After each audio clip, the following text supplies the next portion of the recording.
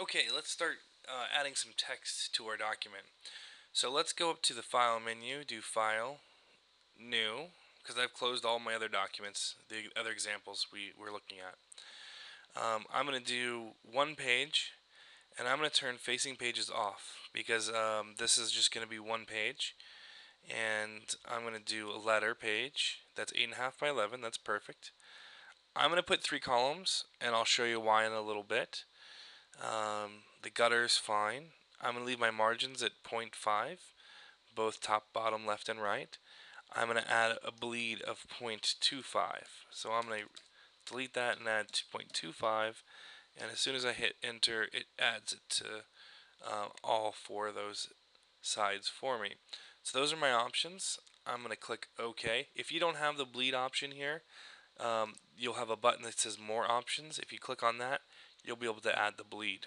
So just make sure you have more options selected and you'll see the bleed.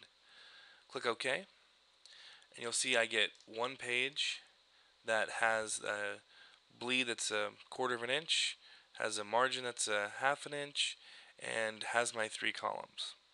Now these aren't binding, so I can have text go over them. Remember, if I go into preview, these aren't actually showing. These are just to help me line things up. Okay, so let's talk about text first.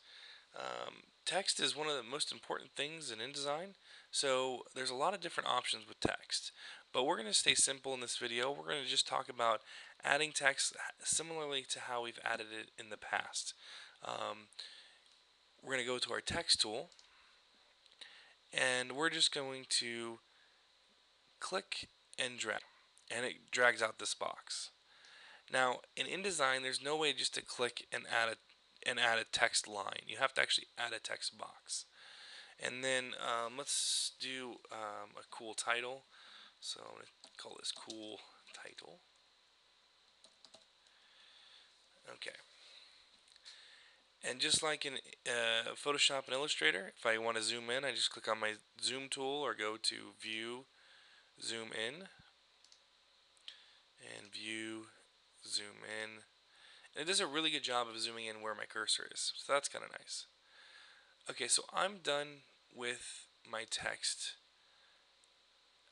I'm going to select my move tool, move my text box up, and you can see it starts doing what it kind of like what it does in Illustrator. It starts lining things up for me, and that's what that column thing is for. Um, I can really draw this box, and it just snaps to that grid for me, which is really nice. So I'm going to make sure I'm selected on the text box. If I'm selected on the text box and I go back to my type tool, you can see I can change the font, and I can change the font in the whole box. Now, if I had my cursor in here and it was just blinking, this is where people get confused. Then they change the font and it doesn't change because you're just changing it at that exact space that your cursor is blinking. So as long as you've selected your move tool and you've selected the whole box, you can either go back to your character panel and change your font here, which is what I actually prefer to do, or you can go to your type tool, don't select anything, because this box is selected. You get your fonts, and you can change everything from here.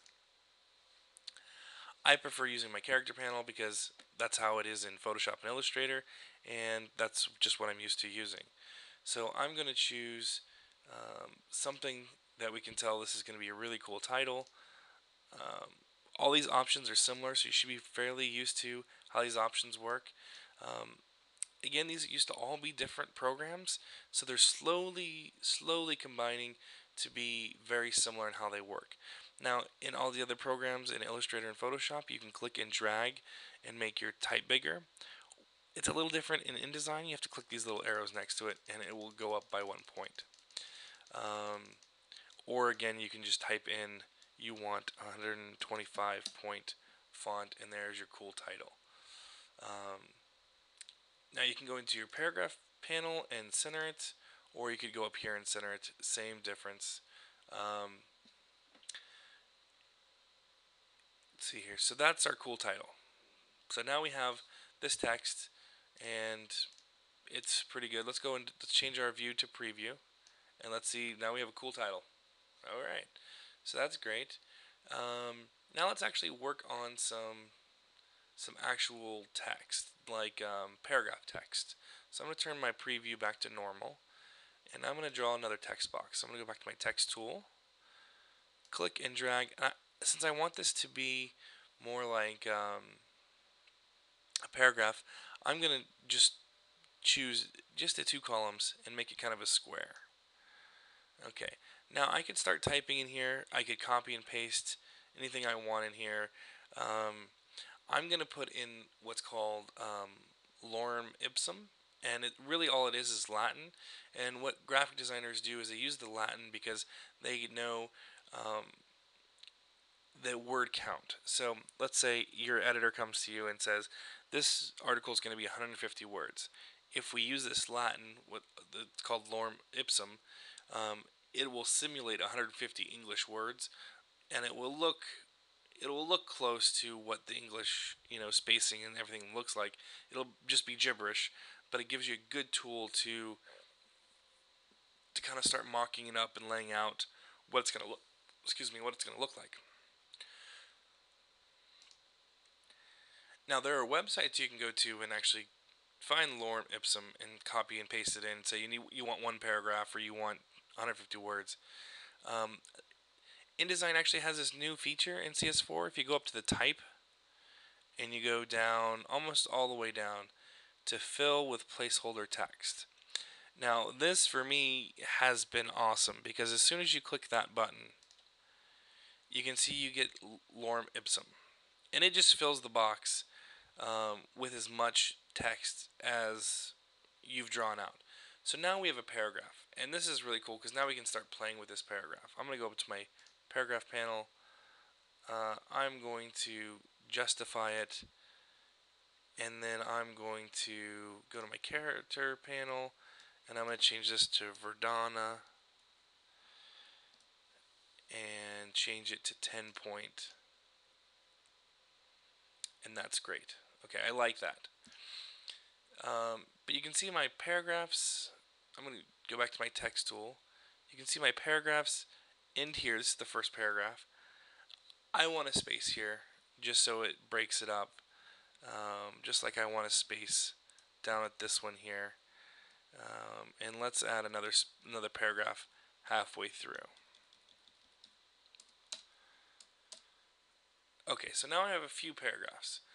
And so it's starting to actually look like, depending on your formatting and what you want to do, some people like the first line tabbed in, some people don't. And, it just depends on how your writing style is and those kind of things. But for now, for us, this is a good amount of text. The thing we need to start looking at and being careful of are this red square. So in Photoshop and Illustrator, you could put too much text in the box and it just wouldn't show it. And that exact same thing happens here. This red little plus sign is telling us there is text in this box that is not being shown. So if I change this to my to my select tool, my black arrow, and click and drag, reshape this text box, you'll see there's another line of text that was below that wasn't showing. Now, I'll show you how to link text boxes together in the next class, but for now, we want to just fill this text area with text. I'll show you how to link it together and link this to another text box and all that in the next class, which is really where InDesign kicks butt, in my opinion. So that's how to add a paragraph. Let's also talk about a drop cap because that's a big thing that a lot of people like to do. All right, now there are a few options that live up in the control panel up here that aren't in your paragraph panel or your character panel. So it's important to know some things actually only live up here. They are buried in the menu under layer styles, drop cap, all that stuff. But the easiest way is there's these two little buttons over here. So I have, see here, I have this box selected, my paragraph box, and I'm going to select my text tool, and you can see I have my fonts and my font size and all that stuff. And about, let's see here, the second to the last box over here, that is the second box down. It looks like a big A with an arrow up and down. We're going to look at that box, and we're going to look at the box next to it with an A, a big A and a little a with the arrow horizontal. So the big A with the arrow vertical is how many lines you want your drop cap. So I'm going to change that to 3 lines. And you can see it creates, for each paragraph, it creates a drop cap. Now you can see we kind of get a problem because one of our paragraphs isn't 3 lines. And you can see it kind of does this weird funky thing. So let's just do 2 lines so that we can keep it together. So that shows you we have a drop cap. And we can now actually have a drop cap that is multiple letters. So this is used if you want to highlight like the whole word. So the A with a little a next to it, you can see this is just says 1.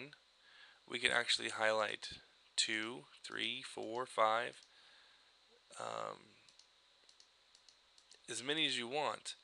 And now what I use this for is I do this individually for each one, usually, so that I can have drop caps if I want to highlight the names. Most of the time you're using just a drop cap on the first paragraph. So I'm going to undo that.